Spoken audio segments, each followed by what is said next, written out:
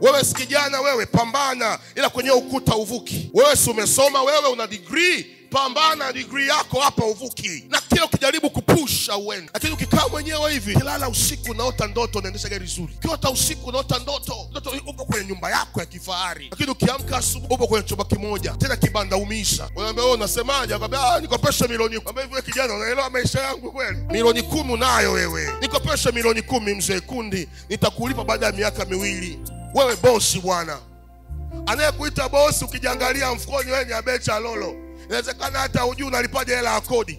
Lakini wanaokutazama nje wakuona wewe ni bosi, wanakuomba msaada. Kwa sababu gani? Ndivyo ulivyo. Yaani kuna watu wengine zile baraka zinawabadilisha hata mionekano yao. Wakuona mionekano ya baraka licha ya kwamba hawajafika kwenye hiyo baraka. Kwa sababu gani? Mungu anamuandaa mtu kuanzia mwanzo. Lakini adui amemjengea Yeriko hapo, na kutabiria kwa jina la Yesu, chochote ambacho Mungu amekiandaa kwenye maisha yako, hakikisha kinatokea mwaka huu. Usikubali kuendelea kuwa mfano au picha. Kuna wakati Mungu akikutazama akona wewe ni mfanyabiashara, wewe ni injinia, wewe ni tajiri fulani, kisha unaangusha hiyo Yeriko na unakuwa yule tajiri ambaye Mungu amekuandaa. Si kama naongea na mtu hapa?